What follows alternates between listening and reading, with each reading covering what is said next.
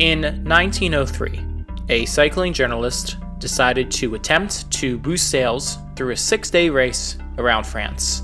A century later, ends now the 90th edition of the Tour de France, one where history is on the line, now more than ever, as the race tries to embrace the past and reckon with its present. It officially all gets underway with a prologue around Paris.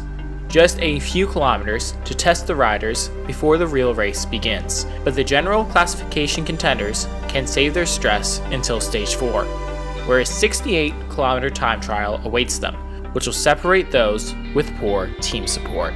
Stages 7 to 9 are centered in the Alps, including a mountaintop finish on the infamous Alpe d'Huez. Stage 12 is the first individual time trial of the race, a 48-kilometer one that should split up the race if the Alps haven't. The very next day takes riders to 4 days in the Pyrenees until stage 16, and then stage 19 is the final time trial. 49 kilometers that the organizers hope will determine the final winner of the Tour before the final day into Paris. The Tour de France is full of riders who can make an impact, but 2 of the biggest riders in the world have not been invited. Marco Pantani, one of just 7 cyclists at this point to win both the Giro and the Tour in the same year, won't be on the start line because his team wasn't invited to the race. In a similar fashion, world champion Mario Cipollini will not be at the Tour. His team also didn't get invited.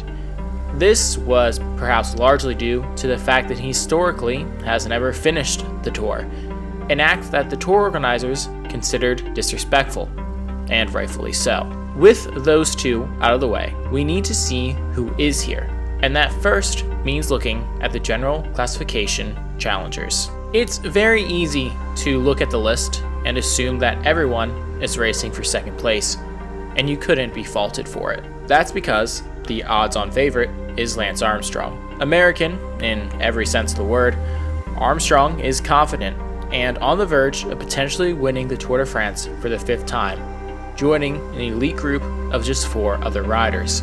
Trained by the controversial Michele Ferrari, Armstrong manages to worm his way out of controversy at all times.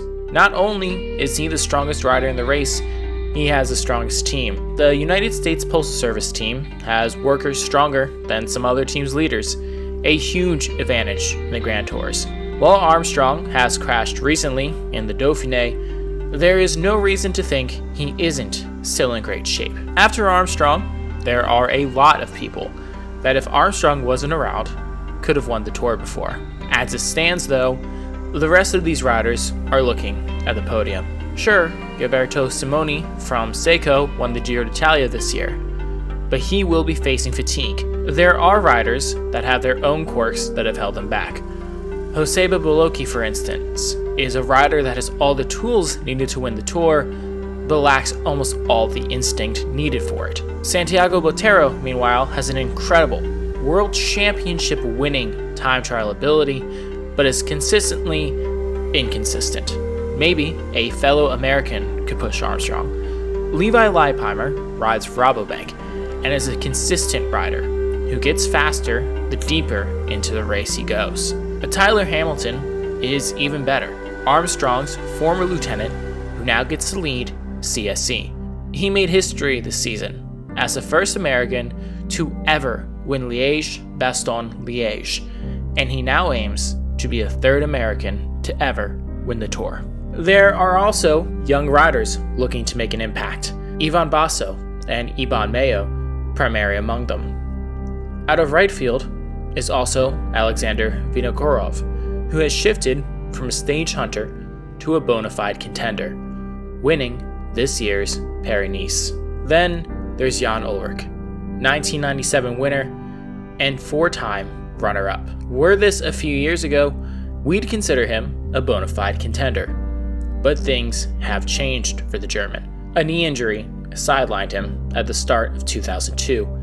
Then came a suspension of his driver's license for driving drunk. Then came a blood test that came back positive for amphetamine. That led to being cut from Team Telecom and a 6-month suspension. In January, Ullrich signed for Team Coast, a new startup, and it seemed like he was turning a corner towards good luck. Then the team folded in May.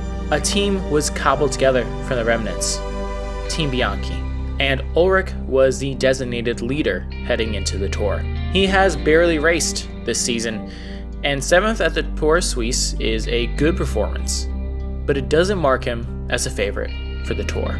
Of course, the general classification is not the only thing that matters. There's also the sprinters battling for stage wins and the green jerseys.